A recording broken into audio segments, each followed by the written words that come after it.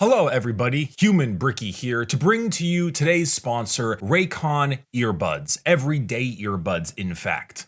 The everyday earbuds look, sound, and feel better than ever. They have an incredible amount of battery life, 32 hours total with 8 hours of continuous playtime, and they are basically half the price of any of the other premium audio brands. There are a ton of incredible features, noise isolation as well as awareness mode. They have all kinds of excellent tap functions and customizable sound profiles. They fit excellent, nice and snug in the ear. They don't come out no matter how hard I flip my head around. I especially love the Raycon earbuds whenever I'm at the gym, going on a walk, or especially when I'm going on any kind of travel on an airplane or train. They are fantastic. They are discreet, snug, and absolutely worth a purchase in this brand new year. So go ahead and give yourself the gift of Raycon in 2024 by going down in the description and going to buyraycon.com/adric for 15% off your order. That's buyraycon.com/adric for 15% off. Thank you very much, Raycon, for sponsoring this video.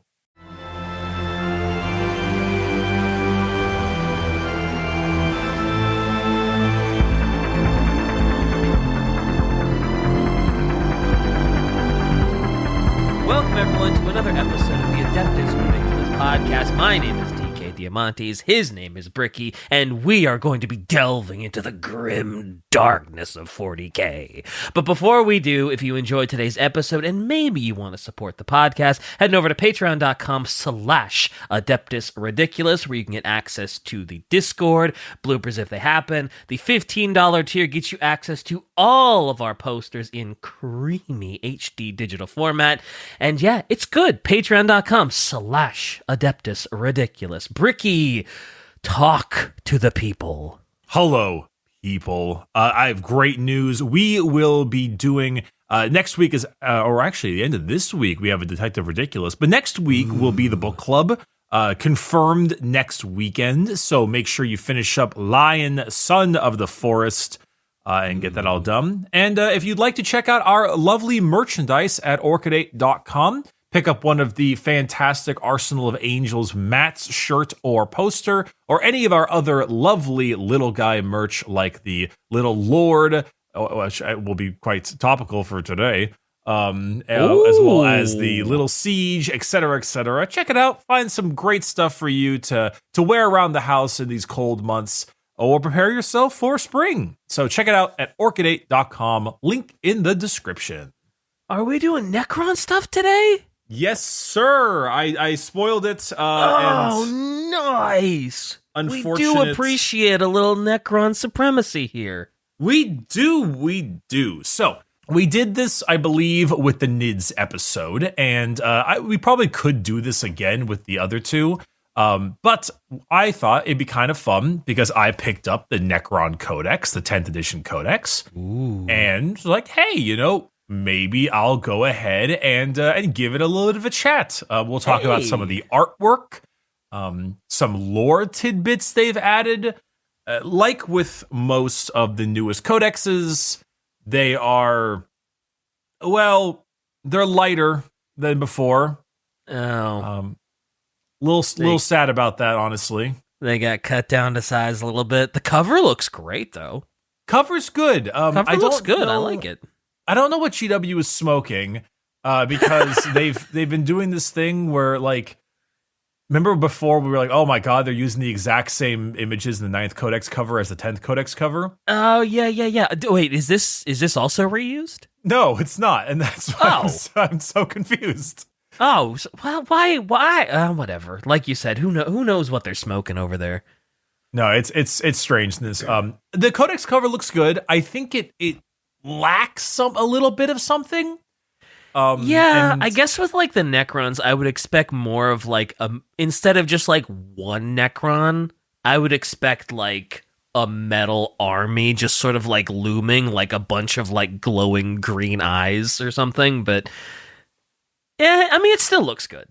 So I was on the Warhammer podcast a bit ago when I started doing their merchandise. Shout out to the two of them. Great podcast. Let's go. And the video was on ninth edition Codex artwork. And one of the things that we discussed, I don't know, Shai, if you could pull up the ninth edition one, is that one of the really interesting and enjoyable aspects of Necrons that they've been pushing a bit more in the new lore is their degradation. Okay. The personal insanity of them all. Right. And not just in the actual decrepit soldiery, but the nobles being a little crazy. Yeah, their mental state being not great because they've been asleep for, hundreds and hundreds of years. And there's the old Codex cover. It really goes into that like decrepit arising legions of the undead vibe. Where you see like that middle one's jaw is just like literally falling apart. Yeah, and they literally look like they're rusting almost. Like with the color choices they use, it looks like it's like rusty and decrepit. Like you said, like they literally just woke up after like a century. Whereas like the Codex one is just like, oh look, I'm very shiny still, and I'm very glorious. I like the second one for the Necrons actually. They're very rarely. At least I haven't seen too much art of them looking that decrepit without being like a friggin' what are the fleshy ones called? The flayers? Flayed ones. Flayed ones. There we go. I think that's the difference, is that the newest one kind of goes more with a Necron nobility, whereas the old one kind of does this old style. I think they need like a mixture. They needed the big Necron noble to be like above on a dais, ushering his legions of zombies, basically. I think that would have been a little bit of a nice combo, you know? Oh, that'd be great. The nobility looking all shiny and new, but all of his soldiers and those under him are all like decrepit and rusty, and that would go hard. But yeah, I would expect like there to be like a vast army on the cover of the Necron Codex. Yeah, and I'm not quite sure what they're planning on. Like the Tyranid one was the same as last year, and so was the AdMech one, but the Space Marine one was different. But it was still like an artwork that was used in a different promotion, so it's kind of the same. I don't know. It's weird. Yeah, anywho, CW. For the most part, the book is still lighter on lore than I would have liked. I really do think that they need to figure out the hell they want to do with these codexes. Because they're Get a trying standard for them instead of just kind of like winging it each time. Because these are much lighter than the old codexes, but people buy codexes for their rules. But at the same time, everyone's using the app anyway, so I feel like you almost should go harder into the lore and the artwork to kind of make up for it. But yeah, that's a personal opinion. I don't know it would give added incentive to actually buy the codex instead of just like you said, if everybody uses the app for rules, this is off topic, but I gotta at least make the statement. I really think that you should be able to purchase digital rules for your app at like a really discounted cost. Like, hey, you want your codex for the app? It's $5. Now you can see it everywhere you go. It's totally fine. And if you want to buy the codex itself, it's nothing but a chock full amount of beautiful artwork, great, great lore, and also includes the $5 thing in case you want it. I feel like that is totally justifiable. And I feel like they should really lean into the art and the lore, and the rules are just they're in there, and there's a little QR code and you just scan it and it pops up on your app or something, and yeah. I mean, you can keep something like that.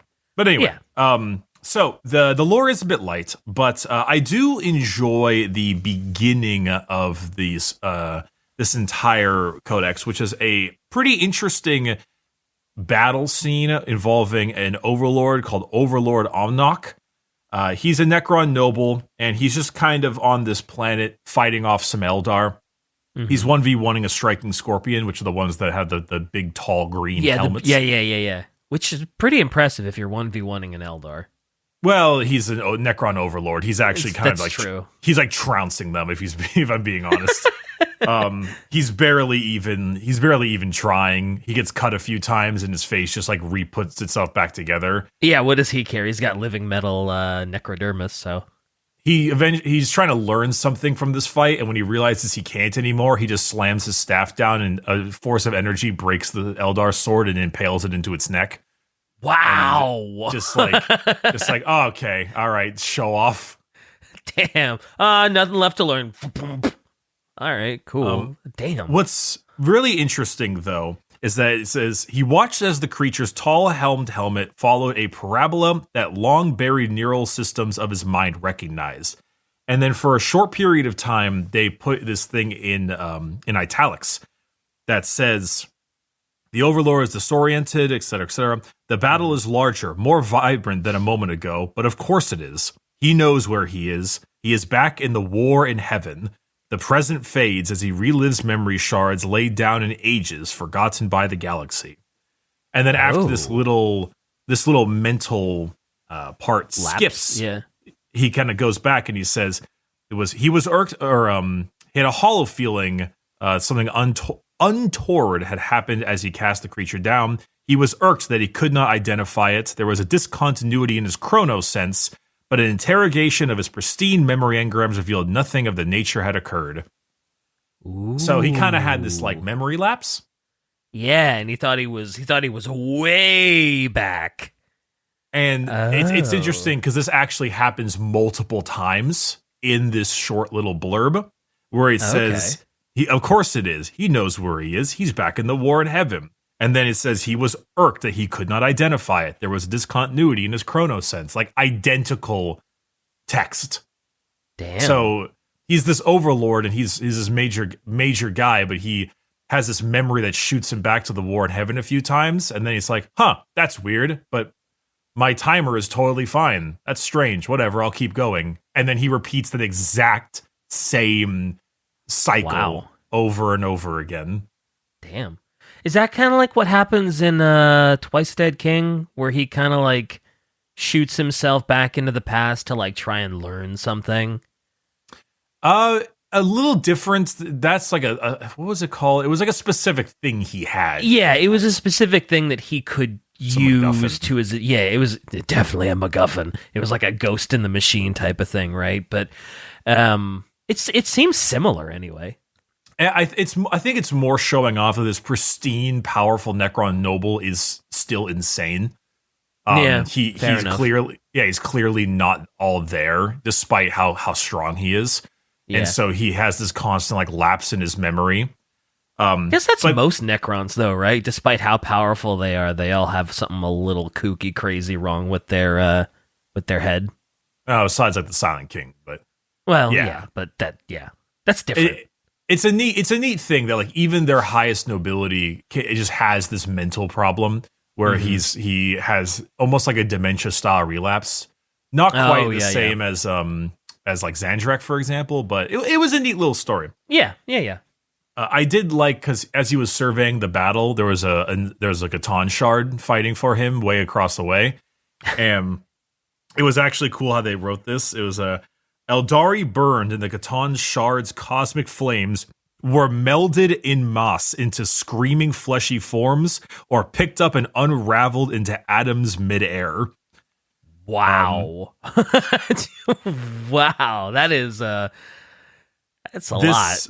This visual brought him back again. And it's like the red light flooding the snow and ice streams from millions of miles above the world's surface. It is no star, he realizes, but one of the new gods, the Catan. Pinpricks of light the Overlord knows to be Eldar ships are swallowed by the being's power. Under the being's gaze, the planet's moon shivers, imploding in continent-sized fragments, swallowing the Eldar and Necron there. Whoa. So he came back to remember like a full-size Catan, just like looking at a moon. Just eating Eldar ships alive and obliterating moons. And it's like, oh, great. Oh my god. Just a little snippet of what the Catan were really like back when. Yeah, that's a hell of a visual. Oh my.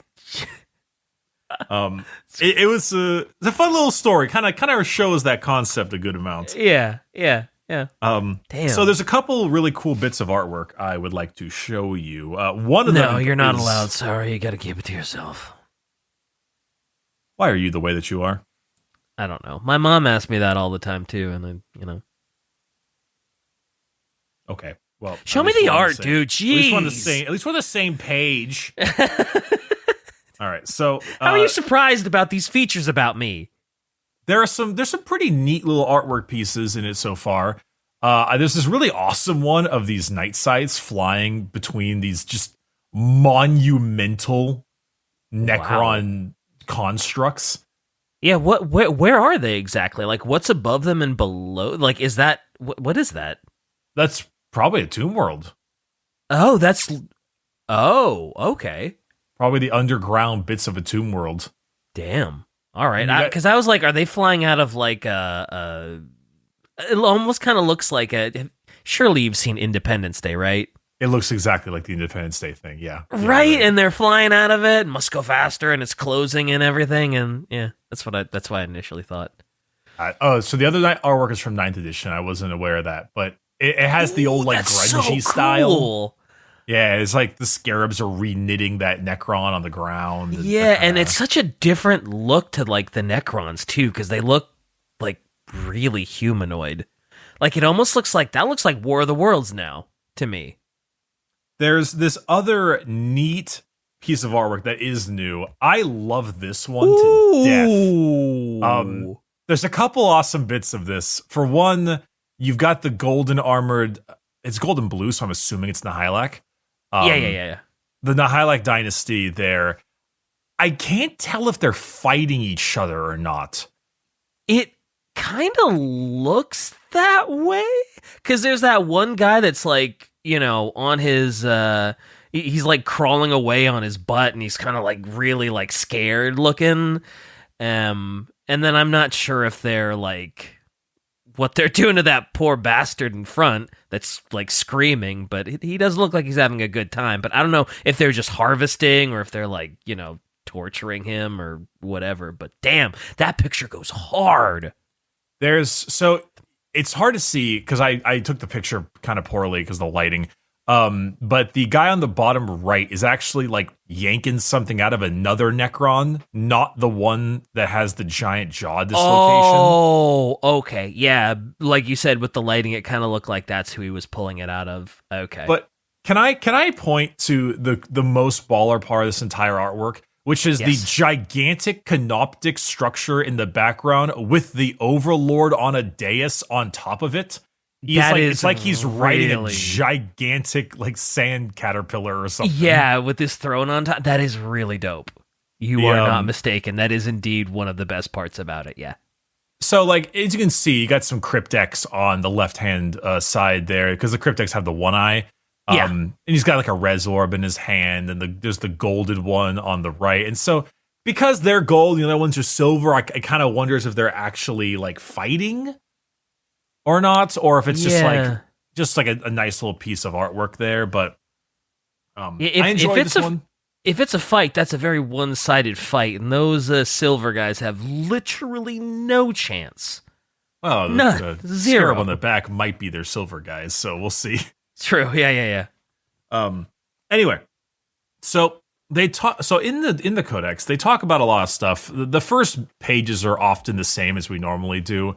It's a lot of like, hey, by the way, the Necrons were originally like flesh and blood, and then they made a deal, and then the war in heaven, and yada yada. General overview of the Necrons and how they became Necrons. Yeah, they do have a cute little blurb here. The Val Ghul era, the Bone Kingdom, talking about Drazak and the flayed ones. Love the flayed ones. Love the flayed ones. Because this is where Ultix and his boys went, so they got a little Ultix blurb here. Gotta love it. Just put a little asterisk at the bottom, says "Read Twice Dead King for more information. Buy it at the blah blah blah." They're taking their QR code. Yeah, more QR codes. Hell yeah. But they talk a lot about the Pariah Nexus, which I think is a really fascinating bit that they're leaning a bit more into lately. Like the show, right? Pariah Nexus? like the show. That is the name of the show. I think. I mean, the show doesn't really. Haven't seen it. Don't know anything about it. I just know it's called the Pariah Nexus, and some people think it's really great. Yeah. I mean, I think it's pretty. I don't think it has a lot of substance, but it looks very pretty. Shrug. Haven't seen it. Shrug. It's a shrug for me, but it does look very pretty. Cool. The Pariah Nexus, though, we've probably talked about it a bit. Have we? It sounds familiar, but I wasn't sure if it sounded familiar because of the Shrug show or because we had talked about it in one of our... I guess we've done a few Necron episodes. So, do you remember what Blackstone is? I remember it's like the material that they're after. I don't remember what makes it Blackstone. I remember there were Blackstone fortresses, and weren't they harvesting it in one of the books for... I think we talked about it in the Belisarius book, but it's also your main currency in the Mechanicus video game. Blackstone is also known as Noctilith. Basically, yes, so the Blackstone Fortress is part of it. It is a Necron-style geological thing that they've used, or they've had the ability to utilize to, like a magnet for the warp. So, basically, you can, if you polarize Blackstone in a certain way, you can either repel or attract the Empyrean. Ooh, okay. Yeah, I didn't remember what Blackstone was for. I had remembered the instances we like the Blackstone Fortress, obviously, but yeah, I didn't realize it was like a warp magnet.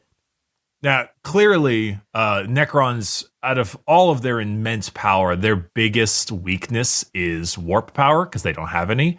Yeah. Anything that utilizes the warp is actually a pretty huge danger to them. And so what they've been doing a lot lately is they've been polarizing these Blackstone into pylons and stuff and creating what is essentially null fields of the warp. Oh, like fields where you can't use the immaterium or you can't use the warp or the warp can't be gotten? Like, if you polarize a giant Blackstone pylon, for example, which I think are what the Cadian pylons were at the time. Yeah. I think you're right. It will help slowly close and push away the Imperium as a whole. And so properly... And then when they broke, that's why the... Gotcha. Right. Yeah, they held the Iatera back. And that's why it just ripped open. And so, naturally, the Necrons, especially the Silent King, he's pretty apt on pushing more of these pylons out. So you use them in a certain like method and way, and you can take areas of space and just kind of cut it off from the Imperium. So it doesn't like fully cut it off. It never fully does. But basically, if you were to sail it through the warp and you were to enter an area like this, it would just look like there's just nothing. It's like this cut off of zero. Yeah, that's pretty big. Especially if you're like the Necrons and you can't use the warp. You don't really understand the warp. That's big. Yeah, and flying blind in it is a terrible idea for the most part. Yeah. You can, but goddamn, is it hard and very difficult for yourself and your soul. Would a navigator just like go crazy if you were just like, oh yeah, we're flying through the warp, or would they like see that big like void and be like, yeah, maybe steer the other way? So what it basically is, it's a null field. They say it's like looking at a giant mirror, where once you get to it, it just kind of ends. Like reality just ceases to exist for the most part. I don't know. In a sense, it'd be like a fog wall in a Souls game. Like you just kind of walk up to the wall and you're just like, I don't know what's behind this. It's just here. Like, Gotcha. So it's not something that you would just like, oh no, we accidentally flew through this. Like you would know that there was this big abnormal thing coming and just be like, all right, let's maybe not go in there. But it also does do all the things you'd expect with an area of no warp presence. For the most part, it's actually pretty brutal, but a lot of the people in the Pariah Nexus, as it expands, just like their souls just kind of die because there's no warp anymore. Oh, right, because that's where the soul goes when... Oh, yeah. Oh, yeah. Oh, that sucks. Right, so right here, for example, this blurb says, living beings within the Pariah Nexus find themselves afflicted with a numbing despair that worsens over time until they slip into a fugue state and thence into irreversible soul death. This fate leaves their physical forms mindless yet still alive, the perfect vessels for experimentation into the reversal of biotransference. You just kind of give up. Yeah. Like, you stop. Jeez, I like how they become the perfect experiments for the reversal of what happened to the Necrons. That is such a Necron thing to think. Like, oh, hey, these bodies that are just totally devoid and numb of anything. Let's experiment on them. Maybe we can, biotransference ourselves into them. And it's, oh boy, that is a very Necron point of view. We never did talk about Necron Pariahs, Shai. I think that's because they've been, for the most part, slightly retconned. Ew. Necron Pariahs were a weird-ass warrior that was a combo of Necrons and the Pariah blank gene of humans. Oh, so it was like human and Necron? It was basically Necrons turning human blanks into Necrons. Oh. They're not around anymore. These were back in 3rd edition. And wow, that was a while ago. They were also in the first Dawn of War game in like 2004 or whatever that came out. Wow, all right. So it's been some time. Yeah, it's been a little bit. Oh, they had minis? They had tiny back in like 3rd edition, yeah. Oh, they're I don't love those minis, but whatever. They're pretty bad. It was a long time ago. To be fair, it was a while ago. These were kind of retconned out for a couple of reasons. One, they were anti-warp unit. That was their whole concept. And yeah, Blackstone just works better now. And 2, blanks are so gosh darn hard to find, even in human culture, that getting one for Necrons to make into armies is kind of insane. Yeah, with how rare they are for humans, yeah, Necrons getting a hold of that many. Like 4 of them is like, hey, look, here's how many we found in the last 1,000 years. Yeah, so basically they just kind of moved into this Blackstone thing instead. Fair enough. But anywho, the Pariah Nexus is expanding quite a bit. Ooh, yeah, I forgot there is a cool piece of art of them. Actually, I gotta find the... Wow. That is wow, those are all blanks? There we go. There's a dope image in, actually new ones this time, in the book that shows them collecting humans, and it's pretty morbid looking. Oh. Yeah, that's a little... Yep, that's... Yeah, that gives me War of the Worlds vibes. I mean, the Necrons really have a lot of War of the Worlds between like their tripod constructs and just the kind of the nature of them. Yeah, they're totally War of the Worlds. Yeah. Well, the new one, not like the old one with the what is it, Verada Nictu or whatever? Or is that War of the Worlds? Or is that no? That's the day the Earth stood still. Sorry. The big like human robot thing. Yeah. I was sorry. I was getting my Alien movies mixed up. Sorry. Was the new Day the Earth Stood Still good? I watched it and I don't remember if I liked it or not. I guess was that Tom Cruise also? No, that's the remake. The War of the Worlds remake. Well, right, but wasn't the Still one? Wasn't that also Tom Cruise in the remake of? No, wasn't he in both of them? No, Day the Earth. I feel like he might have been in 2008 film. Both of them. No, it's Keanu Reeves. Oh no, you're okay. Fine, you're right. Oh man, Keanu Reeves, Jennifer Connelly. Oh my goodness. Jennifer Connelly, man. Also, oh yeah, Requiem for a Dream, right? another human collecting image of Necrons. Oh boy, that is that is an image and a half. Yeah. Sheesh. Yeah. Yep. There's actually an interesting little tidbit here, which is the techno savants and the various dynasties that have been going about into different spots and collecting more and more organic matter in an attempt to recreate the Necrontyr, which is naturally a fruitless effort because they don't even know what they look like. Yeah, that's kind of tough. Sure. Which kind of goes into their madness. Like Illuminor Zeraz has a good portion in this book, and he himself wants to ascend himself to become a god, but the idea of a soul, to create a soul, just always eludes him. And it's kind of like this never-ending thing where he'll never truly know it. He'll never truly be able to get it, but it doesn't stop him from trying, because to science a soul just doesn't really work. Yeah, good luck. That's that Full Metal Alchemist stuff, man. Is that where anime reference? Is that where the dad turns someone into a dog?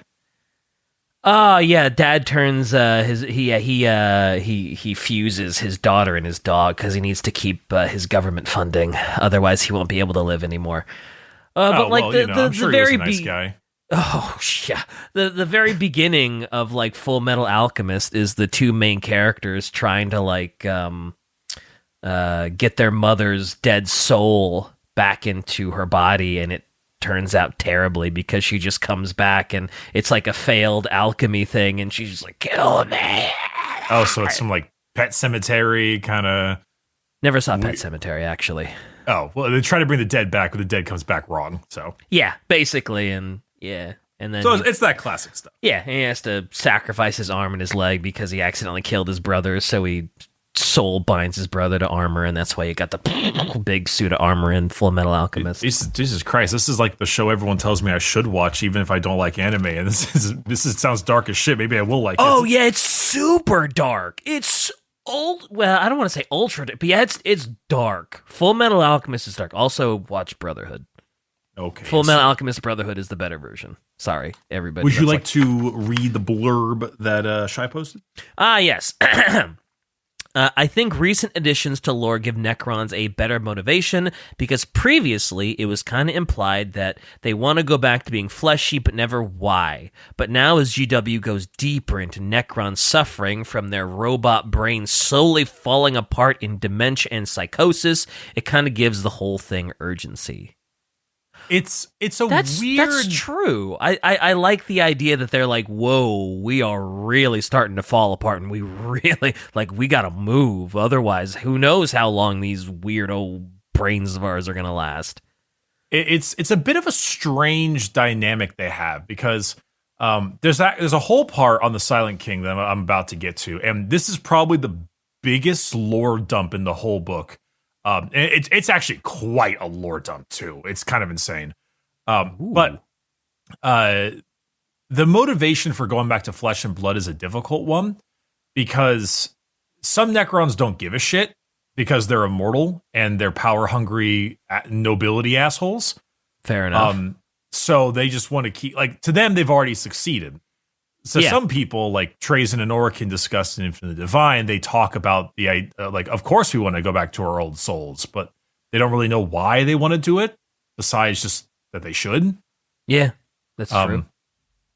But at the same time, yeah, like Shai makes a good point. Not everyone has that issue. Obviously, the Silent King is perfect. In every method of the word. He will never become ailed by any mental problems. But how not nice everyone it must is be like to him. be the Silent King. Yeah. How nice it must be to be the Silent King. Outside of the 60 million years of guilt. Oh, yeah, I guess that does kind of suck, sure. Yeah. But hey, he saw the nits coming and he warned everybody. So, right. So let's talk about that. The Silent King, obviously we know as who made all the bad decisions and screwed everything up. Yeah, a little bit. There is, well, first, two things. One, this artwork right here is super awesome. Just really cool looking. just like this cool floating dais and the nobility up there. It's just neat. I mean, the dais is nice, but I kind of just love just like what this Necron world looks like. Like it just looks so like with all the like red in the background and then the foreground being like kind of like silver and green, and ooh, I like that. So then you got like the Silent King little blurb here, which is really fun. He just looks awesome. This right here though is the biggest like holy shit moment of the whole book. I hate that it's covered like this, but whoa, that is damn. So that's a spread.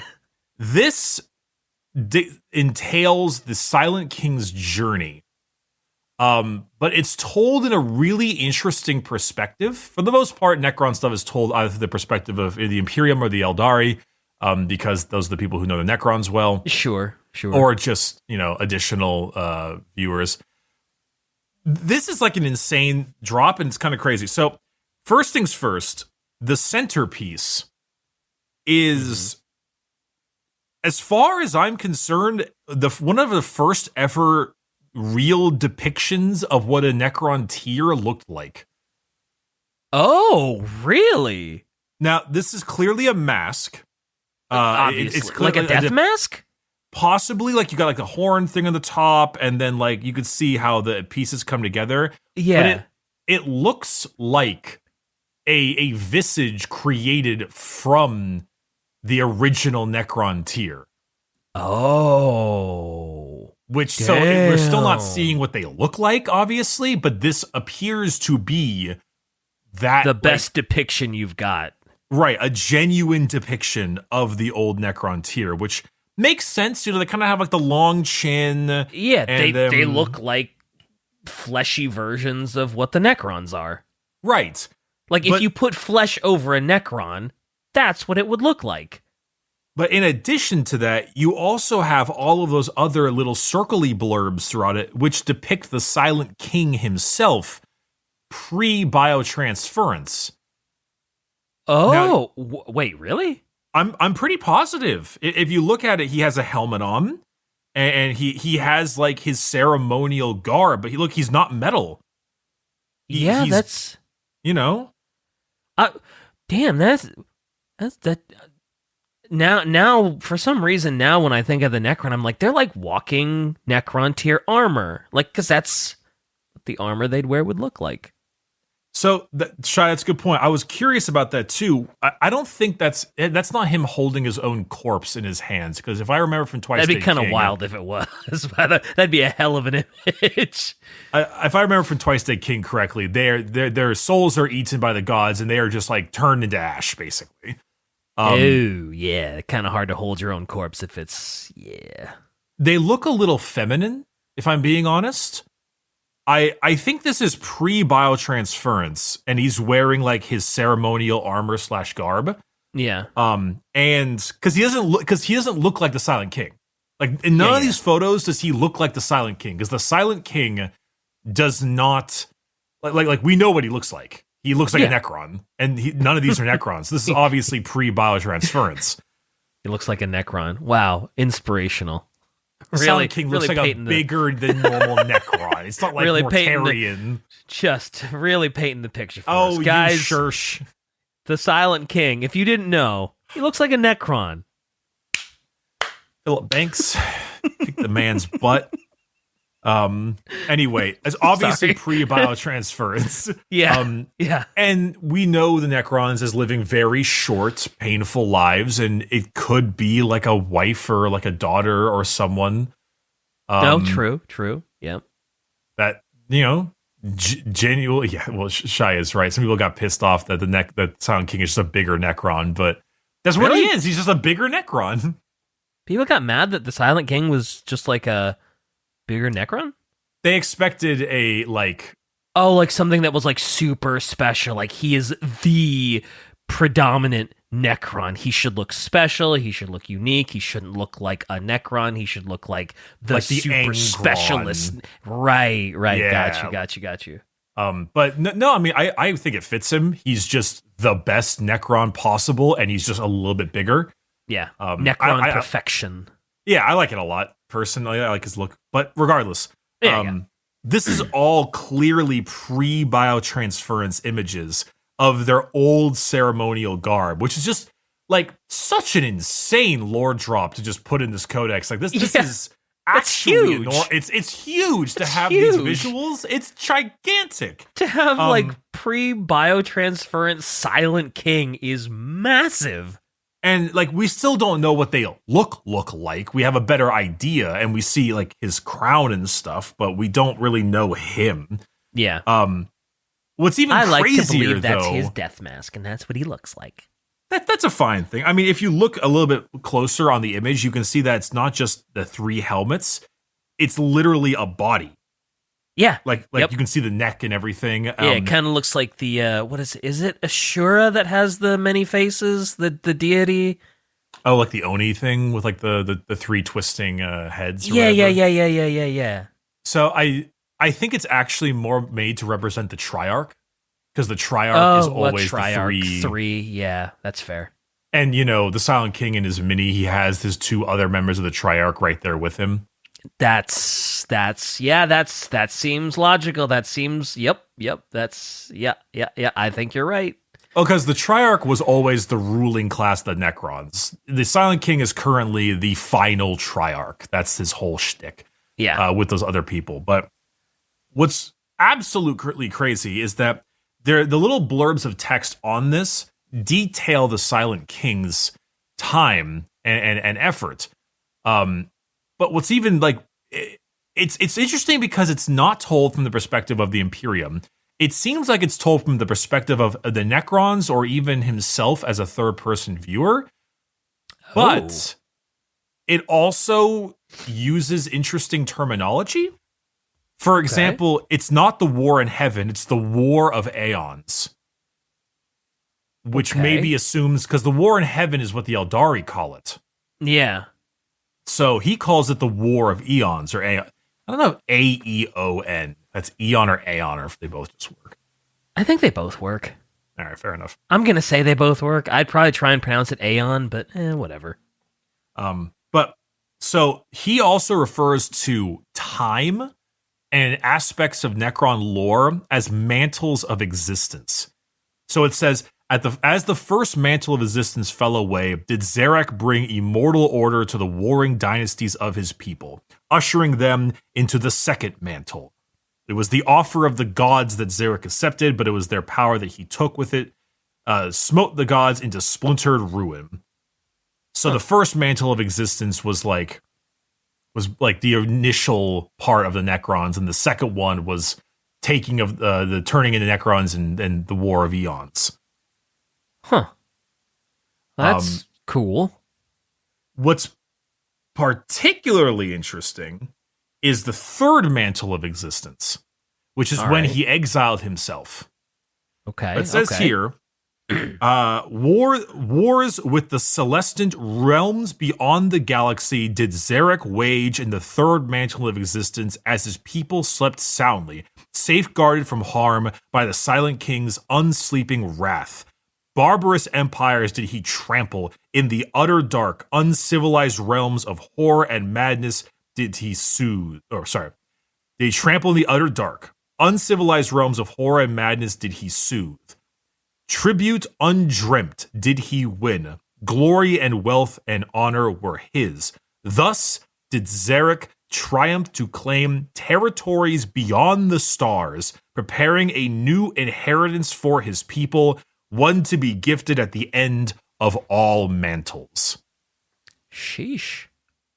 So to translate that, all right, that's a mouthful. It is.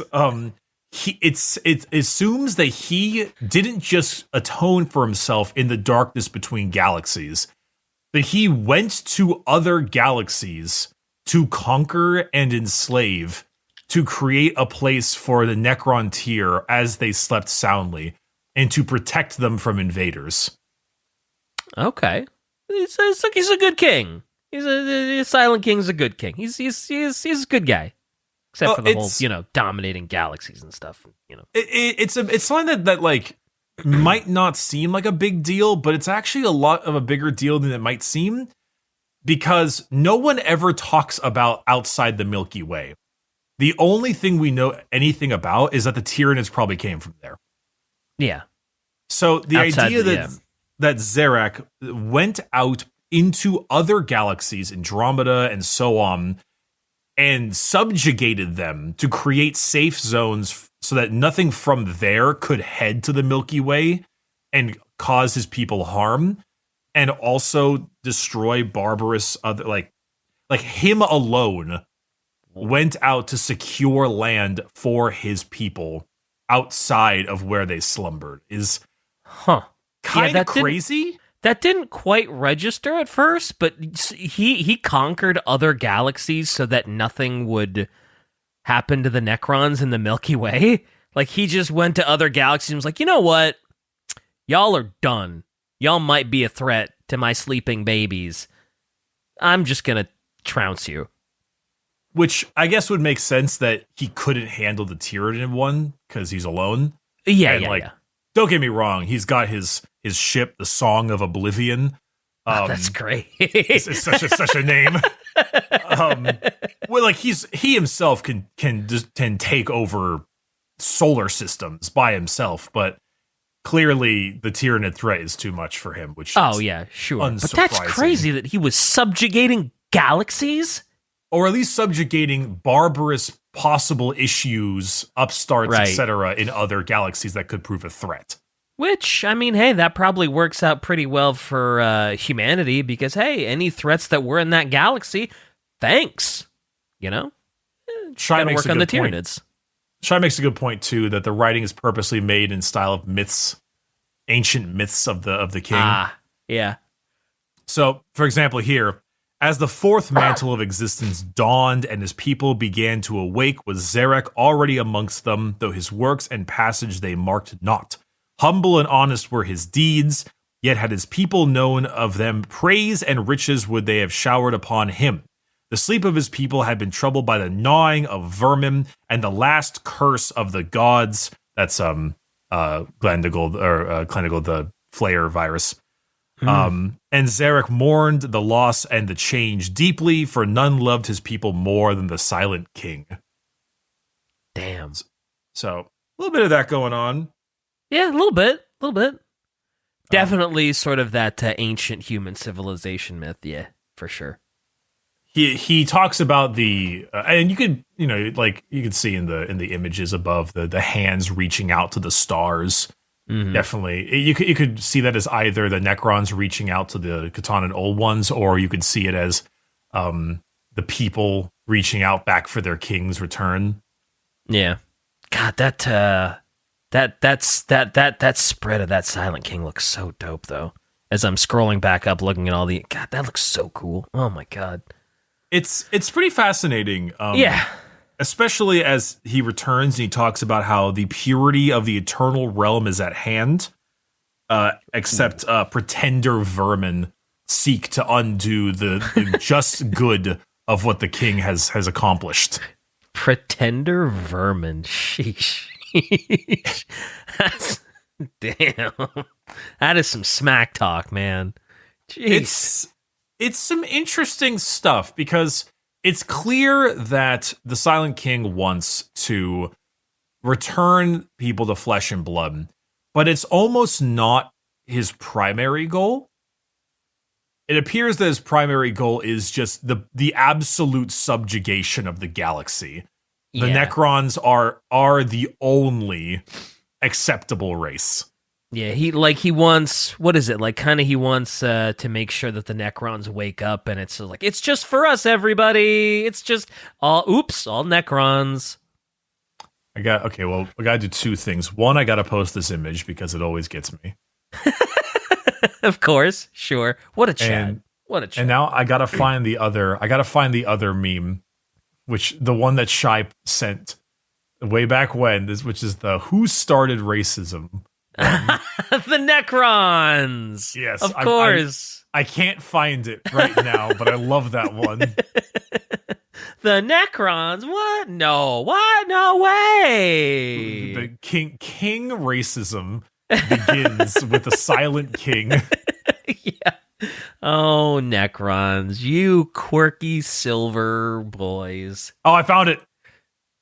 Did you? Did you? Can you post it before shot? Oh, you did. Hey, well done. Good job. Who started racism? Yo, Fax, I always want to know who started racism, man. I'm proud of you. But yeah, totally. The Necrons started racism. Absolutely. I mean, it's 100%. Yep.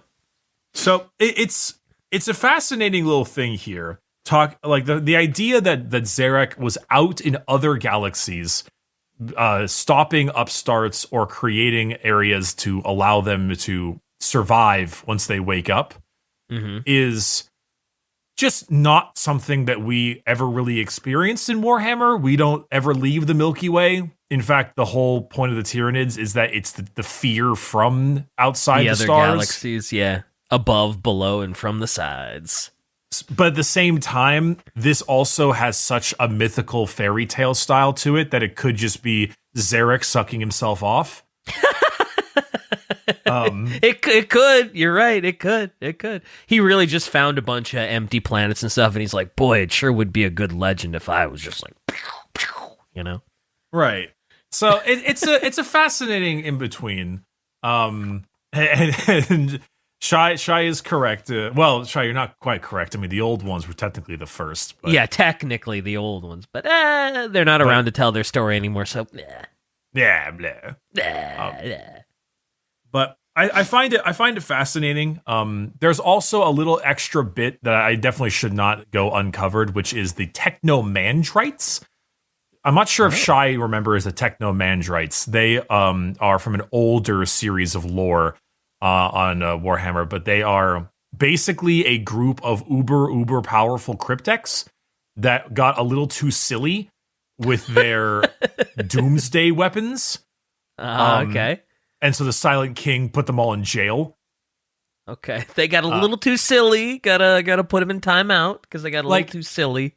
Remember the Celestial Orrery that blows up stars? Yeah, at the push of a button. Pretty positive. Okay, so for one, I feel like GW should retcon that because they it's a little really much. Should. Yeah, definitely. But the Technomandrites were absolutely the ones who created this stuff. They are some of the most insane technomancers and cryptex out there. And GW put them, or not GW. Silent King put them in jail. Yeah. Yeah, the Celestial Orrery, a little silly. That's just a little silly. They got a little silly. They got a little silly. Just a little silly. Not a lot of silly, just a little silly. In jail for being too silly. Too silly. Actually, I'm gonna look that up. Can I find the in jail for being too silly meme? Oh, that's here it is. I got it. I didn't realize that was actually a meme. Oh yeah. Oh, well that's adorable though. That poor little kitty's in jail for being a little too silly. Yeah, well, this cat's in air jail for being too silly. Good old air jail. Yep. But despite all, the Silent King has pardoned a few of them and let them out because to help with possible issues. One of them being the reversal of biotransference, but also just the NIDs. The NIDs. There's actually a funny story about one of the Necron Dynasties that are collecting never-ending amounts of humans, Eldar, orcs, and so on in order to work on getting themselves back. But the NIDs have smelt that biomass, and they're like, "Oh, damn! A feast! Let's go, boys!" And all you can eat buffet. Let's go, hometown buffet, baby. So, for the most part, also, I guess we shouldn't not mention these two of them. The final Triarch also has Hapthatra the Radiant and Mesophet of the Shadowed Hand. Ooh. They wield the Staff of Stars and the Scythe of Dust, as well as the Silent light King. And dark, beginning and end. Okay. Yeah. Okay. I like it. And he has the Scepter of Eternal Glory. Oh, wow. Little full of yourself, but all right. Yeah, the king, the Silent King may be a guilty man, but he does not stop himself when it comes to levels of personal grandeur. I was gonna say he's got a little vanity to him, just a little vanity, but that's okay. He's good king. Good king deserves good things. It's good to be the king. I mean, out of all of the main figures in 40K, he is not the most powerful, like, physically. Necron would be like, ugh! Can opener his ass, yeah. So he's not like arm wrestling people, but he might be outside of, I mean, the Emperor is dead, kind of, but not really. One of, if not the most powerful figure in Warhammer currently. And I know it's like, that's a massive Necron sucking off right now. We do enjoy Necron supremacy here. We do enjoy a little bit of, we get a little silly. We do get a little silly. We do enjoy the silliness.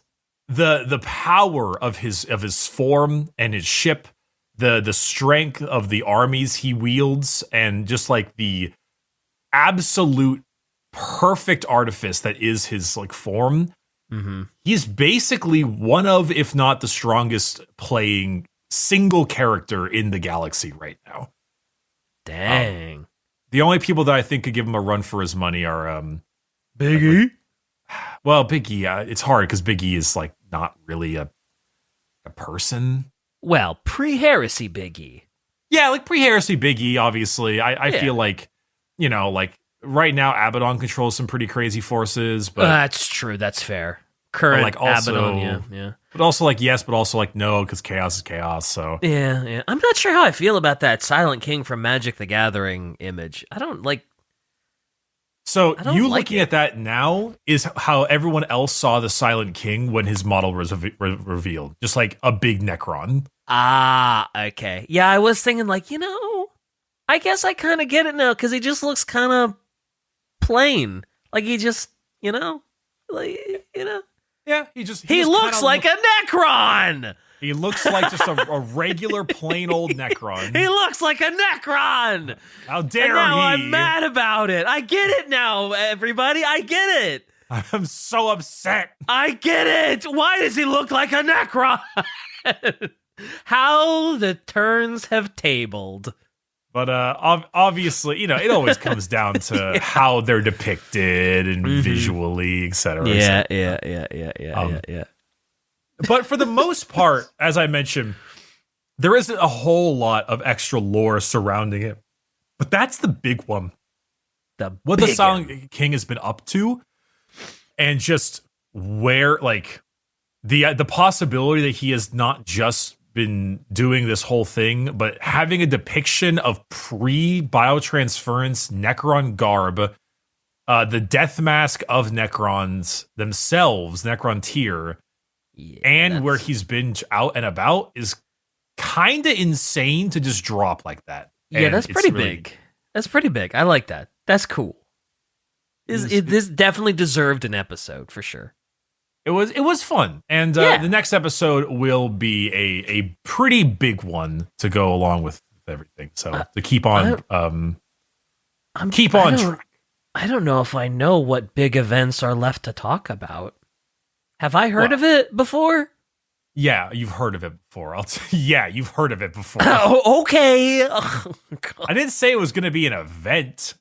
Oh, that's right. It's just big. It's just something big. I was thinking like, Bad Ab War big, but I didn't say multi-part episode. I said a big thing.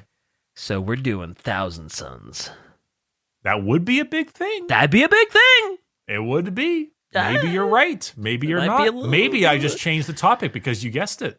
Ooh, that would be silly. That would be very silly of you. I'm going to go to jail for being too silly. Air jail for being too silly. Hear that? That's me trying to break out of the bars. I know you want to end it right there, but I refuse. Goodbye, everyone.